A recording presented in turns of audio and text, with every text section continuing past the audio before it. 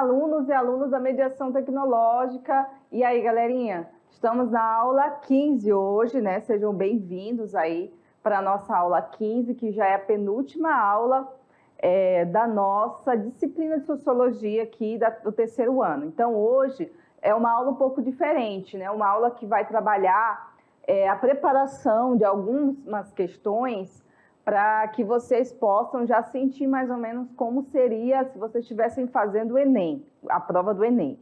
Então, hoje a aula vai ser apenas perguntas e respostas e comentários também dessas respostas, para que a gente possa falar, discutir, dar as dicas para vocês sobre o que é mais importante vocês prestarem atenção nestas perguntas, né?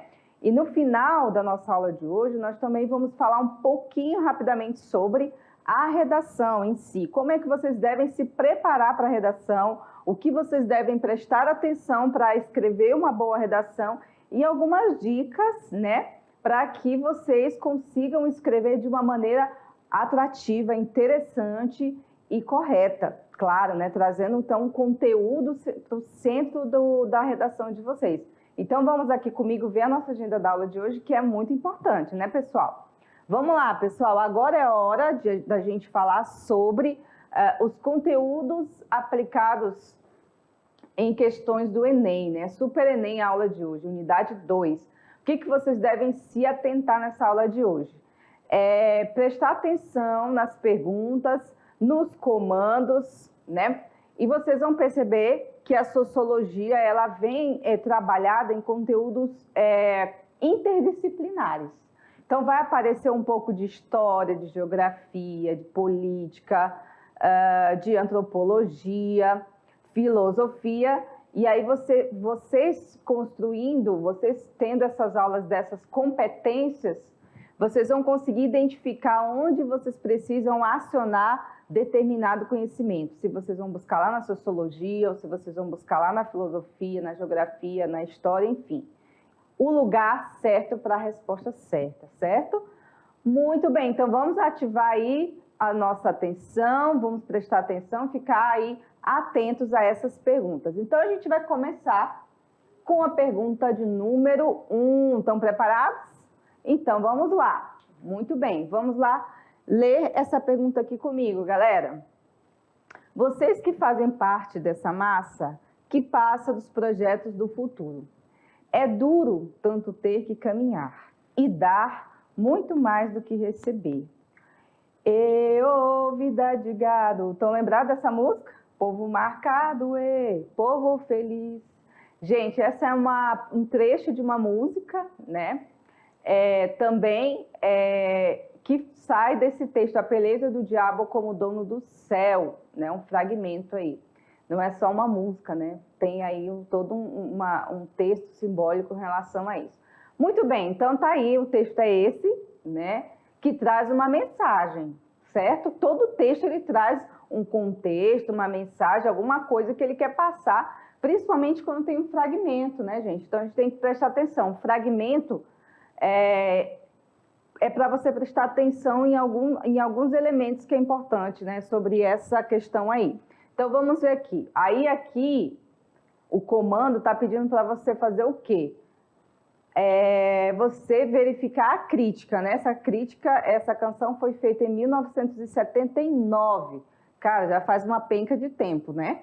Então, assim, ele está pedindo aqui, ó. Qual comportamento coletivo é criticado o trecho da letra da canção feita em 1979? Né? Qual é a crítica que se faz nesse contexto desse estrofe aqui, desse fragmento? A. Militância política. B. Passividade social. C. Altruísmo religioso. D. Autocontrole moral. Ou E. Inconformismo eleitoral. E aí, pessoal, o que essa música está trazendo para a gente aí de crítica, né? Vamos ver aqui a resposta, a gente já comenta. Olha só, é a letra B, pessoal. A passividade social, né? Que o texto está falando assim, ó, que é uma massa, vocês que fazem parte de quê? De uma massa, ou seja, de um coletivo, e que passa pelos projetos do futuro, né? É duro tanto ter que caminhar e dar muito mais que receber. Ou seja, a gente vai, né, trazendo essa crítica do sofrimento e que a gente dá muita coisa, trabalha muito e recebe pouco, né? Então, o povo feliz no final aqui, ó, tá dizendo assim, com tudo isso, né, a passividade diante dessas circunstâncias aqui, acredita-se, né, dentro desse texto, que é uma passividade, que mesmo com tudo isso, a pessoa segue a vida, né? Então, a passividade social é quando a gente recebe todas as situações que acontecem na sociedade e não questiona, né? Isso chama passividade, a gente vai ficando pacífico diante das coisas. Então, essa é a questão que a letra está trazendo aqui para a gente pensar, ok? Então, a questão correta aqui, nesse caso, é a B, passividade social. Vamos aqui, então, para a questão número 2. O que ela está falando, né, gente? O que ela vai pedir para a gente? Vamos prestar bem atenção agora. Bom, vamos ler juntos, então?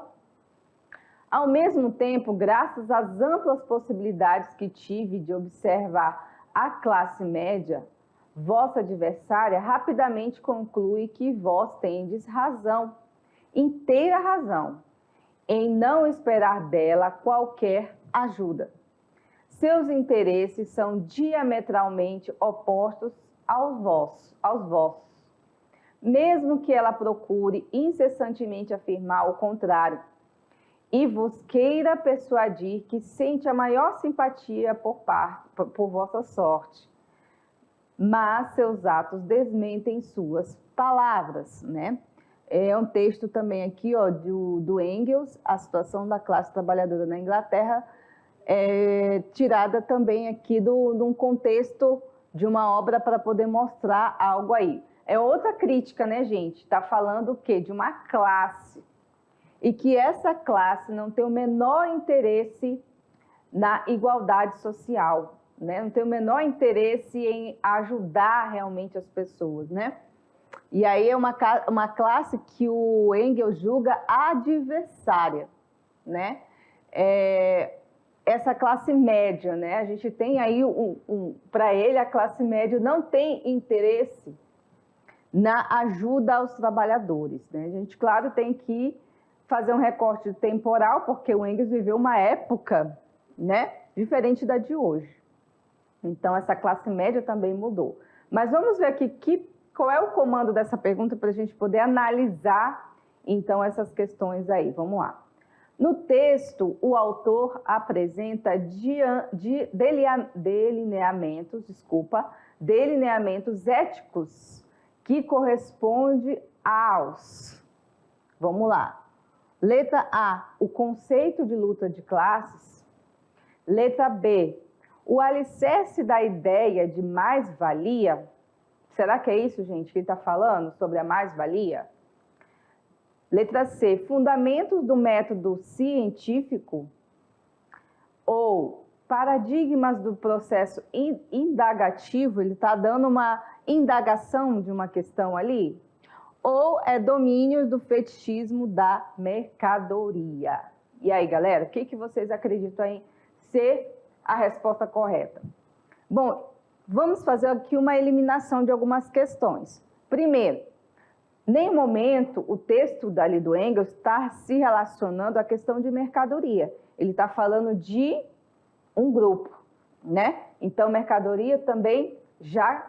Eu gosto de trabalhar com eliminação, sabe? Toda prova que eu vou fazer é um método meu e também de outras pessoas que pegam a pergunta e já vai vendo nas respostas aquela que realmente não pode ser. E eu sou dessa, sabe? Eu vou tirando, ticando ali e deixo só aquelas que eu acredito que sejam as que mais se aproximam de ser a certa. Então, eu vou tirando. Então, a letra E, para mim, já não é carta fora do baralho, porque a gente não tem nesse texto aqui, tá? Pode ser que em outro texto do Engels fale, mas desse fragmento aqui não se fala em mercadoria, certo? Concordam comigo, gente? Então, vamos voltar aqui. Bom, paradigmas do processo indagativo também não. Por quê? Porque a gente está falando de uma crítica, não só um processo indagativo. Então, já tem uma coisa a mais aí nesse texto. Então, a letra D também a gente pode estar eliminando ela. Outra também que não faz o menor sentido é os fundamentos do método científico, porque da mesma forma que não foi citado nada sobre mercadoria, certo? Também não foi citado nada sobre método científico.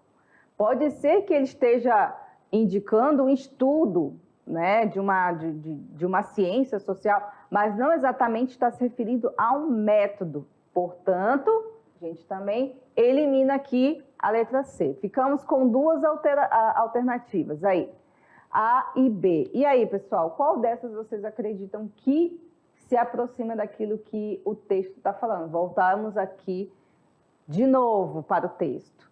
Bom, aonde eu grifei, eu acho que já dá uma boa dica, não dá? Vamos ver aqui. Classe média. Opções A, conceito de luta de classe ou alicerce da mais-valia? Bom, vamos ver aqui. É o conceito da luta de classes, né? A própria pergunta em si já deu uma deixa da resposta. Gente, prestem muita atenção nisso, galera, tá? Prestem atenção que às vezes a pergunta não parece ser difícil porque ela é grande. Então, enunciado, geralmente eles fazem isso como uma forma até de testar a tua capacidade de percepção, compreensão do texto, né? E até resistência, porque você cansa os olhos ali de ler e naquele desespero de querer saber logo a resposta, você acaba não se atentando para alguns detalhes. Então, uma dica é, respira, tá? Pegou um textão, vamos lá, vamos com calma. Segundo, a sua caneta, você vai grifando aquilo que te chamou atenção naquele texto, sabe? Tá? Ou então escreve do lado, tem um espacinho assim pequenininho branco, escreve coisas que você se lembra dessa teoria, ou do texto, ou do autor.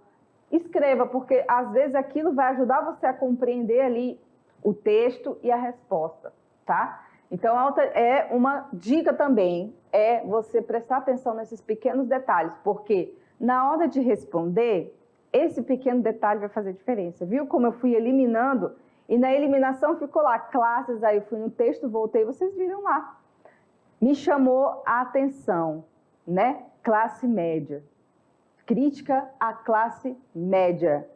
Conceito de classes. Entenderam? Tá vendo como uma coisa vai puxando para outra? E vocês, às vezes, estão lá no desespero. Ai, tem que responder logo, pá. E aí cai no erro. Que o erro é, às vezes, as respostas justamente para você cair no erro. Então, tomem cuidado, tá certo? Então, vamos aqui para a nossa resposta. É a resposta da letra A, né? É o conceito de luta de classes que o Engels está falando. Ele está dizendo que essas classes, elas são adversárias, ou seja, antagônicas. Elas não estão preocupadas em ajudar o próximo no sentido de buscar uma justiça social.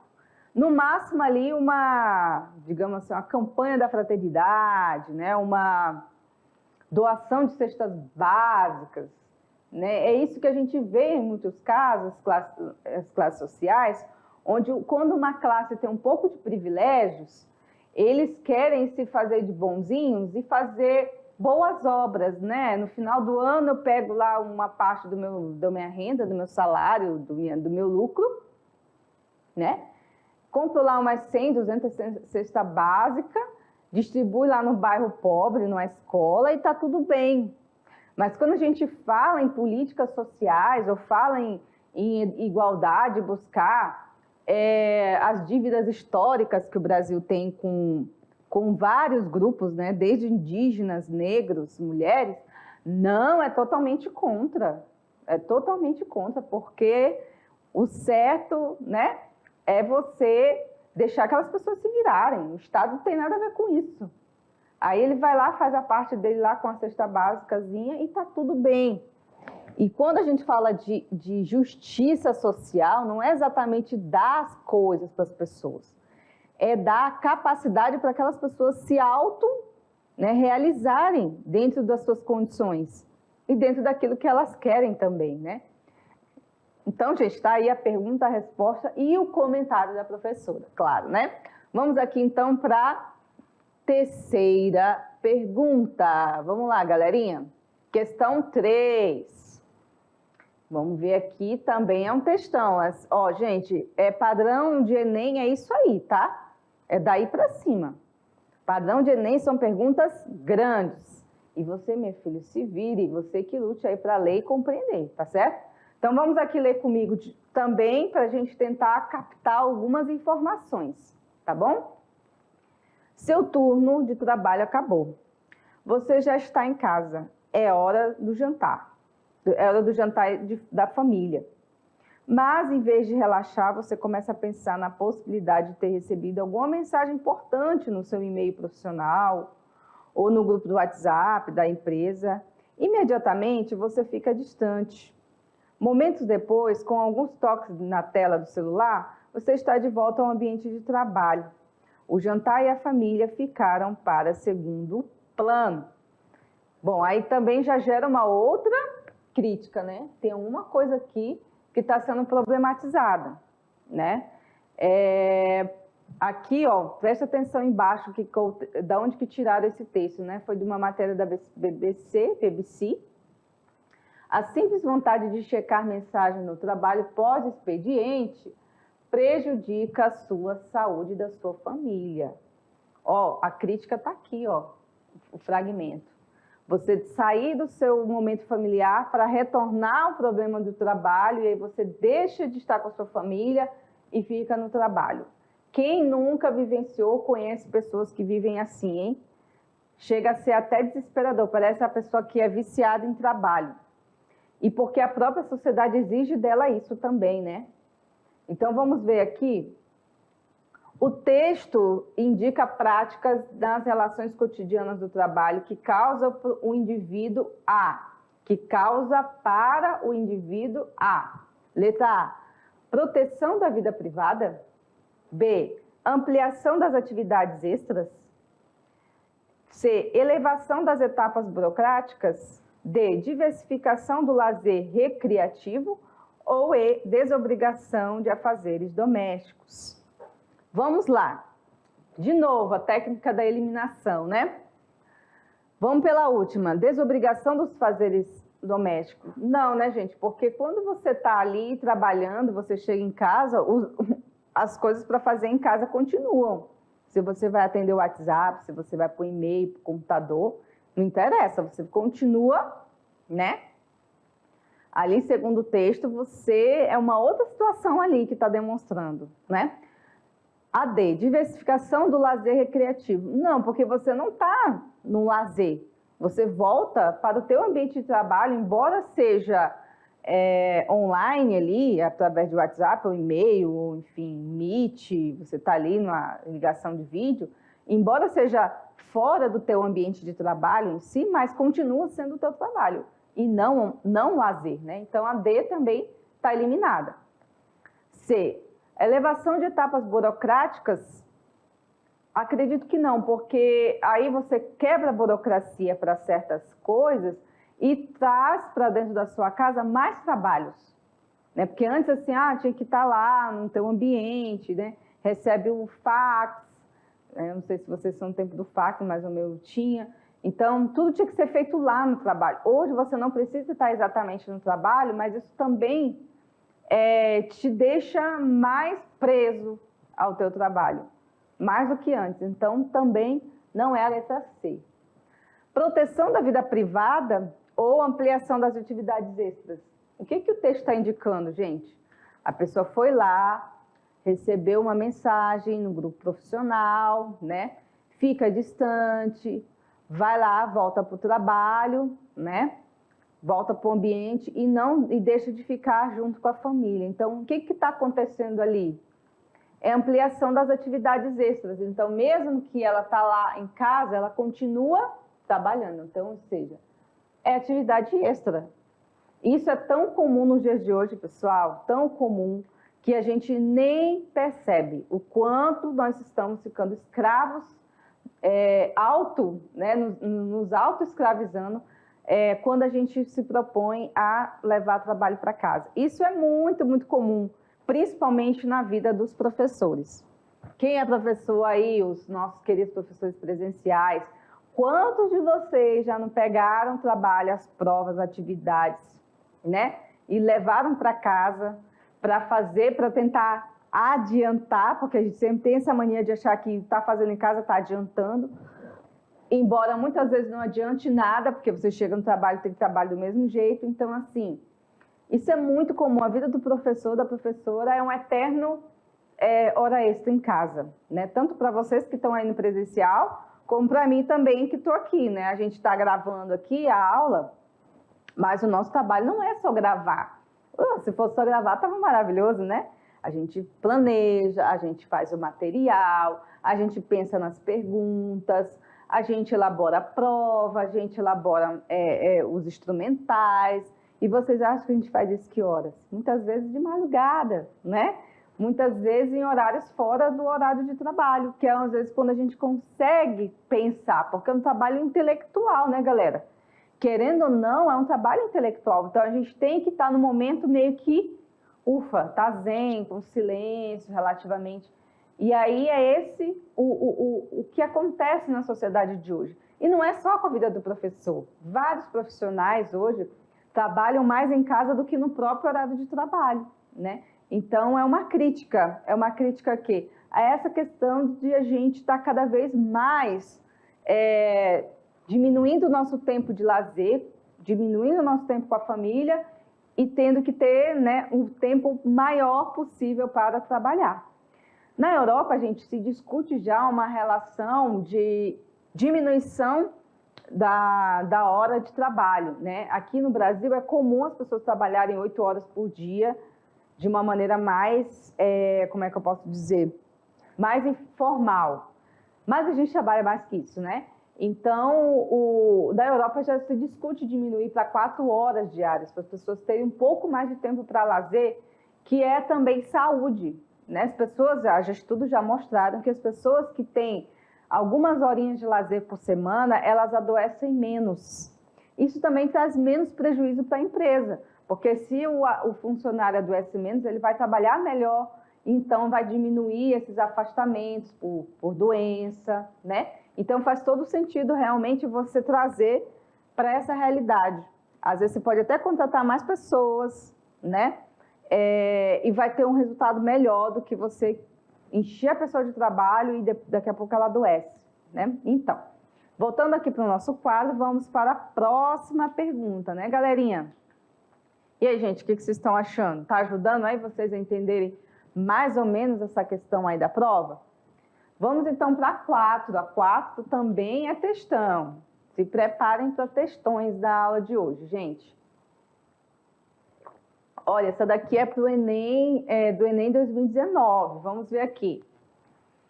A hospitalidade pura consiste em acolher aquele que chega antes de lhe impor condições, antes de saber indagar o que quer que seja, ainda que seja um nome ou um documento de identidade. Mas ela também supõe que se dirija a ele de maneira singular, chamando-o, portanto, e reconhecendo-lhe um nome próprio. Como você se chama? Hospitalidade pura, né, gente? Vamos lá. A hospitalidade consiste em fazer tudo para se dirigir ao outro, em lhe conceder até mesmo perguntar seu nome, evitando que essa pergunta se torne uma condição, um inquérito policial, um fichamento ou um simples controle das fronteiras. Uma arte e uma poética, mas também toda uma política dependem disso. Toda uma ética se decide aí. Bom, aí está falando de receber as pessoas, né? O respeito ao próximo. Aí diz assim, no comando. Associado ao contexto migratório contemporâneo, o conceito de hospitalidade proposto pelo autor impõe a necessidade de, vamos lá, letra A, anulação da diferença, Letra B, cristalização da biografia. C, incorporação da alteridade. D, supressão da comunicação. Ou E, verificação de proveniência. Bom, o texto aqui está falando de uma forma diferente de ver o outro. E é ver o outro através do seu olhar, claro, mas tentar estar no lugar desse outro. Tentar viver, tentar não viver a situação do outro, mas entender a situação do outro, identificar a sua identidade, né? Então, tentar chamá-lo pelo nome dele ou dela.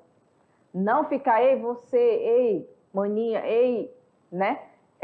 E quando você se dirige às pessoas pelo seu nome, do jeito que elas querem ser chamadas, porque também tem muita gente que não gosta de ser chamada pelo nome de batismo, né? Então, como que você gosta de ser chamada? Isso ajuda muito a aproximar as pessoas e você reconhecer ela como um ser importante, né? E aí o que se propõe, nesse caso aqui, é o conceito de hospitalidade, né? Trazer a pessoa para próximo de si, certo? Então, vamos ver aqui, a partir disso, o que o texto nos diz, né? A, B, C, D ou E. Bom, vamos para a eliminação. Verificação da proveniência? Não, né? Não tem nada a ver com proveniência. Supressão da comunicação? Não, pelo contrário, é você melhorar a comunicação. Não é diminuir a comunicação, é você aumentar, inclusive, a comunicação. Aí nós temos essas três de cima aqui, ó. Anulação da diferença, pelo contrário, exaltar a diferença para que a gente possa reconhecer as várias pessoas, identidades que tem na sociedade. Cristalização da biografia também não, porque a gente não está falando aqui para nunca mudar a biografia de alguém, não. Não tem nada a ver com isso, né, gente? Vamos tirar aqui a B. Então, sobrou aqui a incorporação da alteridade. O que é alteridade, gente? É a gente aprender a lidar com o outro, com o diferente, com outras culturas, né? O conceito de alteridade é um conceito sociológico, né? Então, aí você vê a sociologia, porque a alteridade faz muito parte daquilo que a gente estuda aqui na sociologia. É você reconhecer o outro e dar ao outro essa dignidade. Então, gente, a resposta certa é a letra C. O conceito de alteridade é um conceito antropológico e um conceito sociológico, tá?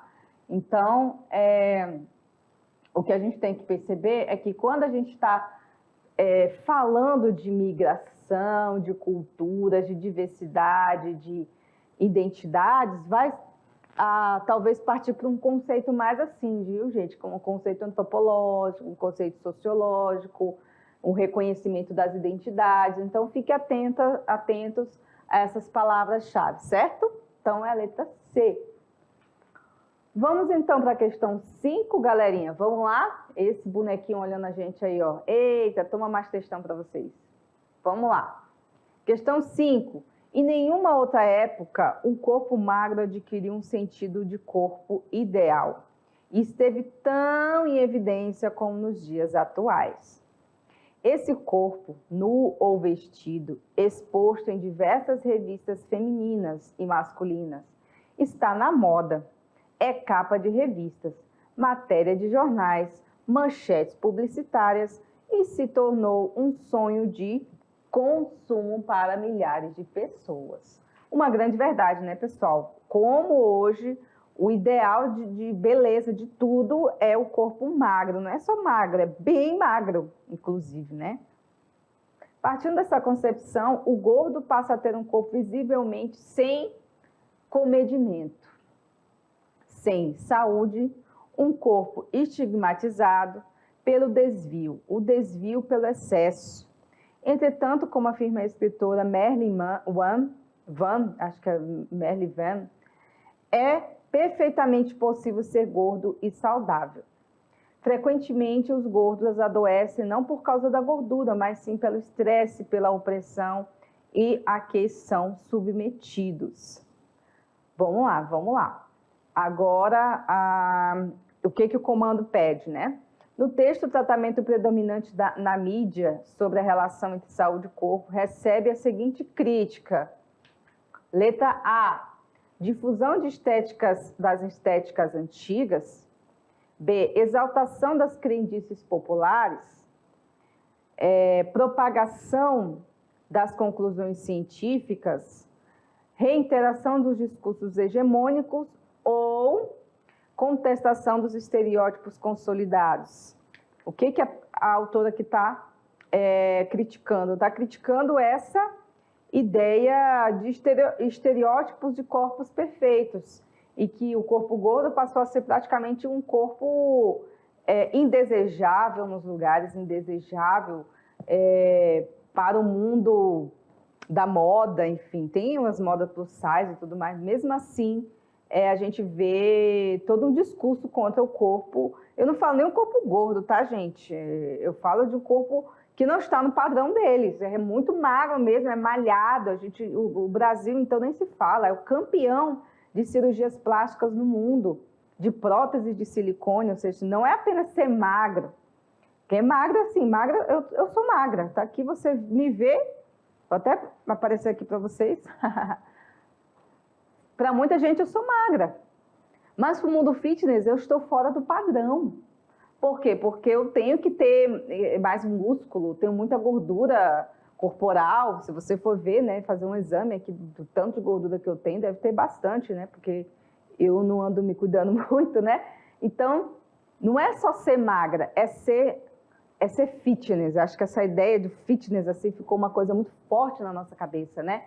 Que a gente tem que atender essa demanda, se matar na academia, comer só coisas saudáveis, negar a comida, comer 200 gramas de comida por refeição. Não interessa se você vai ficar fraco, doente, né? Aí chama a gente de fraco. Você é fraca, você não consegue fazer uma dieta. Inventa a dieta de não sei o que, a dieta paleolítica, o jejum, fica de jejum aí uns 3 dias para emagrecer, enfim. Então, não é só o ser magro, tem que ser magro na medida deles. Então, vai com aquela fita métrica ali, medir, olha, seu abdômen aqui, ó, não alcançou o ideal aqui é não sei quantos. Então, não é só o corpo gordo em si, já é muito criticado. Mas hoje a exigência está tão grande que até o corpo magro, se não estiver dentro do padrão, né, se não estiver ali malhado, aparecendo músculo para fora, gritando assim, não é o ideal, né? Não é instagramável. Então, essa é uma crítica que se faz.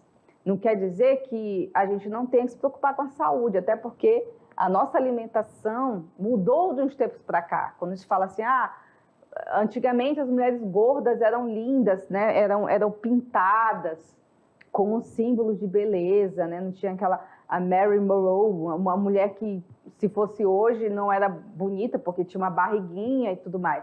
Mas não é isso. A questão não é a saúde, a questão é a estética. É o que a estética, né, vem impondo para a gente.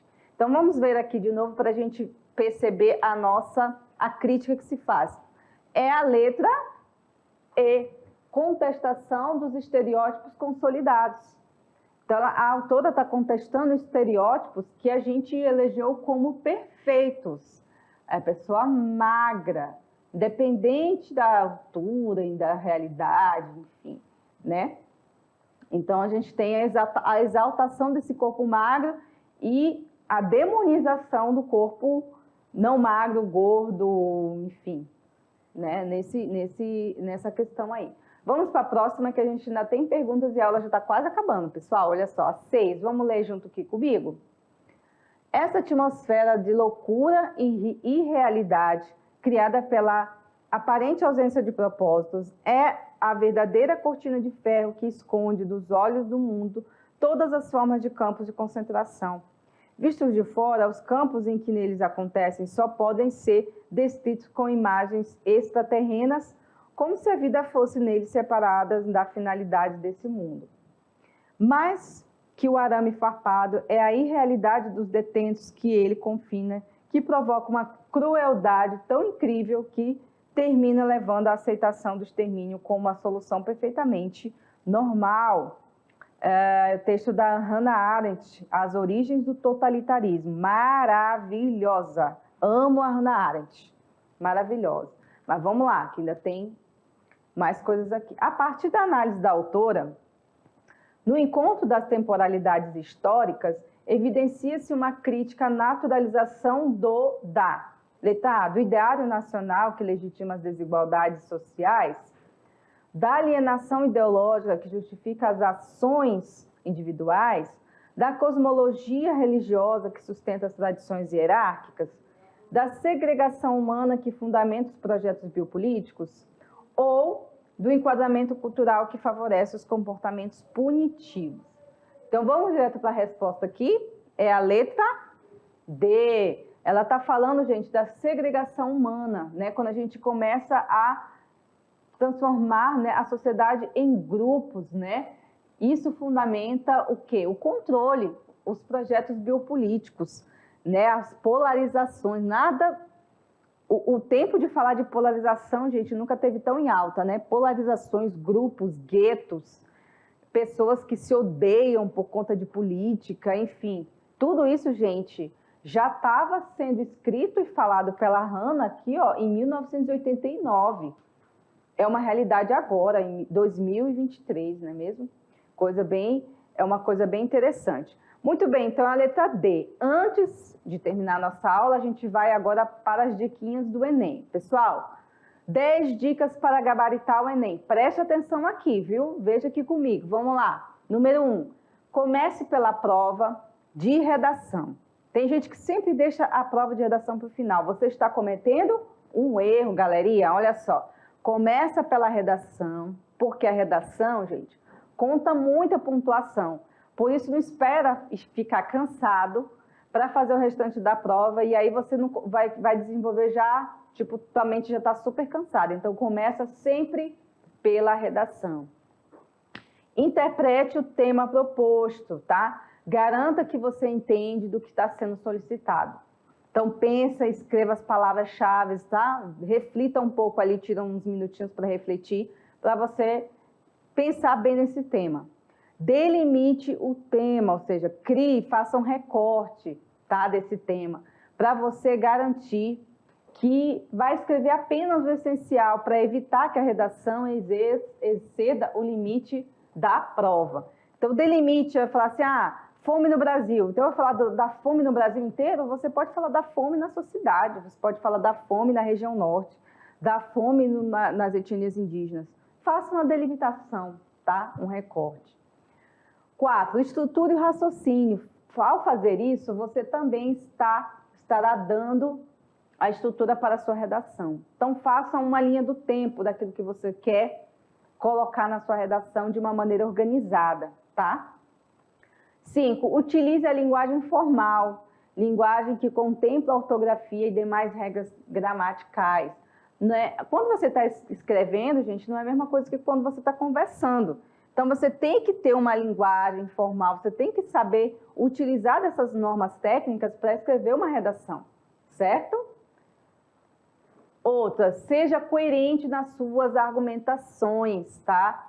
Não se contradiga. Eu não concordo com a desigualdade no Brasil. Aí lá embaixo você fala, eu concordo. Como assim? Você concorda ou não concorda, né? Então, você tem que ter coerência daquilo que você está argumentando. Se você defende um ponto de vista, faça essa defesa até o final, tá? E não se contradiga. Cuidado com isso. Introduza citações, se você quiser colocar nome de pessoas, personalidades, escritores, que ajuda você a explicar o determinado tema, vai te ajudar muito. Tipo, segundo Bauman, a modernidade líquida, ela nos ajuda a entender tais e tais eventos na sociedade. Você citou um autor, isso cabe muito bem e vale muito ponto, tá? Mencione fatos históricos. Aí vocês têm que ir para a história, tá? Então, por exemplo, no período feudal, né, a economia era assim, assim, assada. Na transição da sociedade moderna para a sociedade contemporânea. Então, sempre usa essas táticas, que é muito legal e mostra que você também entende de história. Então, ajuda muito, tá? Assuma uma posição moderada. Não seja radical, galera, tá? Nos argumentos de vocês. Se você não concorda com o aspecto relacionado ao tema, não se posicione de maneira revolucionária. Critique, mas sabe, morder e assoprar. Não faça muito aquele estardalhaço, não. Dá aquela equilibrada. E leia a tua redação no final, sempre leia. Depois que você terminar de escrever, vá lá, leia com calma, corrige os possíveis erros que ainda podem ter lá na tua redação, para quando você for transcrever, você transcreve já com uma tranquilidade, né? Bom, o que pode fazer vocês tirarem 0? Vamos lá, rapidinho. O que pode fazer vocês tirarem 0? Fugir do tema, tá? Não pode fugir do tema, gente. Não obedecer a estrutura dissertativa argumentativo, tá? Isso aí vocês vão ter na aula de português, como é que vocês trabalham uma redação dissertativa argumentativa. Só escrever 7 linhas, tá? Copiar texto motivacional, gente, não façam isso, por favor. Ah, e o coach, não sei o que lá, esquece coach, gente. Prova de redação, deixa o coach para lá, tá? Desenhar ou mandar mensagem para os avaliadores. No final lá, um beijo para o avaliador, beijinhos, Feliz Natal, manda um coraçãozinho. Pelo amor de Deus, gente, não façam isso. Vocês vão reprovar. Não façam isso, não é redação da escolinha de vocês, tá? Redação do Enem é coisa séria, é um documento. Nada de mandar beijinho, estrelinha, nada, tá? Escrever parte do texto desconectada com o tema. Nada de ficar fugindo, eu vou escrever uma poesia aqui que não tem nada a ver. Pelo amor de Deus, não façam isso não, por favor, tá? Desrespeitar os direitos humanos. Você, a pessoa tinha que morrer envenenada, tinha que matar o estuprador envenenado, pendurar ele. Pelo amor de Deus, gente, não façam isso, tá? Desrespeito aos direitos humanos também vai levar 0 na prova. Deixar a folha de redação em branco, mesmo que haja texto escrito na folha de rascunho. Tem muita gente que comete esse erro. Faz a redação linda e maravilhosa e não transcreve para a folha definitiva. Já o era, gente, perdeu o Playboy. Já o era, tá? Então, se liga nisso aí, vocês vão receber esse material para estudar e vão ficar atentos a isso, tá certo? Então, gente, a gente termina aqui a nossa aulinha de hoje, tá? E a gente volta daqui a pouco com a revisão do que a gente falou aqui e mais alguns exercícios para a gente treinar, tá bom? Um abraço e até daqui a pouco.